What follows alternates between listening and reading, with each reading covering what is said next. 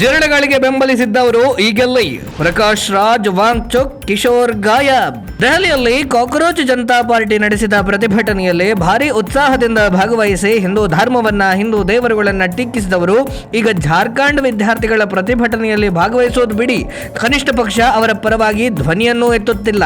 ಜಿರಳೆಗಳೊಂದಿಗೆ ಸೇರಿದ್ದವರ ಬಗ್ಗೆ ನೆನಪಿದೆಯೇ? ಕನ್ನಡದ ನಟ ಕಿಶೋರ್ ಕುಮಾರ್ ಅವರಂತೂ ಭಾರಿ ಉತ್ಸಾಹದಿಂದ ಜಿರಳೆಗಳನ್ನ ಬೆಂಬಲಿಸಿದ್ರು. ಬೆಂಗಳೂರಿನ ಫ್ರೀಡಂ ಪಾರ್ಕ್ ನಲ್ಲಿ ಪ್ರತಿಭಟನೆಯನ್ನು ನಡೆಸಿದ್ರು. ಪ್ರಕಾಶ್ ರಾಜ್ ಜಿರಳೆಗಳ ಪ್ರತಿಭಟನಾ ವೇದಿಕೆಗೆ ಹತ್ತಿ ದ್ವೇಷ ಭಾಷಣ ಮಾಡಿದ್ರು. ರಾಷ್ಟ್ರವ್ಯಾಪಿ ಪ್ರತಿಭಟಿಸುವಂತೆ ವಿದ್ಯಾರ್ಥಿಗಳನ್ನ ಪ್ರಚೋದಿಸಿದ್ರು. ಸೋನಂ ವಾಂಗ್ಚುಕ್ 20 ದಿನಗಳ ಉಪವಾಸ ಸತ್ಯಾಗ್ರಹವನ್ನು ಕೈಗೊಂಡಿದ್ರು. ಕಾಮಿಡಿ ಖ್ಯಾತಿಯ ಕುನಾಲ್ ಕಾಮ್ರಾ ಪೇಪರ್ ಲೀಕ್ ಕುರಿತಾದ ಪ್ರತಿಭಟನೆಯಲ್ಲಿ ರಾಮ ಸೀತೆಯರನ್ನ ಅವಮಾನಿಸಿದ್ದ.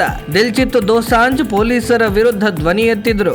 ನಾಸಿರುದ್ದೀನ್ ಶಾ, ಸೋನು ಸೂದ್ ಸೇರಿದ ಹಾಗೆ ಅನೇಕರು ಜಿರಳೆಗಳಿಗೆ ಬೆಂಬಲಿಸಿದ್ರು. ಜಾರ್ಖಂಡ್ ನಲ್ಲಿ ಜೆಎಂಎಂ ಕಾಂಗ್ರೆಸ್ ನೇತೃತ್ವದ ಮೈತ್ರಿ ಸರ್ಕಾರ ಪರೀಕ್ಷಾ ಅಕ್ರಮಗಳ ವಿರುದ್ಧ ಪ್ರತಿಭಟನೆ ವಿದ್ಯಾರ್ಥಿಗಳ ಮೇಲೆ ಲಾಠಿ ಚಾರ್ಜ್ ಮಾಡಿದೆ. ಸಾವಿರಾರು ವಿದ್ಯಾರ್ಥಿಗಳು ಗಾಯಗೊಂಡಿದ್ದಾರೆ. ಆದರೂ ಇವರು ಯಾರೂ ಧ್ವನಿ ಎತ್ತುತ್ತಿಲ್ಲ. ಎಲ್ಲರೂ ಬಾಯಿಗೆ ಪ್ಲಾಸ್ಟರ್ ಅಂಟಿಸಿಕೊಂಡವರಂತೆ ವರ್ತಿಸ್ತಾ ಇದ್ದಾರೆ. ಕೇಂದ್ರ ಸರ್ಕಾರ ಅಥವಾ ಬಿಜೆಪಿ ಆಡಳಿತದ ರಾಜ್ಯದಲ್ಲಿ ಪ್ರತಿಭಟನೆಗಳು ನಡೆದಾಗ ಕವಿತೆ, ಉಪವಾಸ ಸತ್ಯಾಗ್ರಹ, ಉದ್ದುದ್ದ ಬರಹ ಬರೀತಾ ಇದ್ದಂತಹ ಸೆಲೆಬ್ರಿಟಿಗಳು ಕಾಂಗ್ರೆಸ್ ಸರ್ಕಾರ ವಿದ್ಯಾರ್ಥಿಗಳ ಮೇಲೆ ಲಾಠಿ ಬೀಸಿದಾಗ ಬಾಯಿಗೆ ಬೀಗ ಹಾಕಿಕೊಳ್ಳುತ್ತಿದ್ದಾವೆ.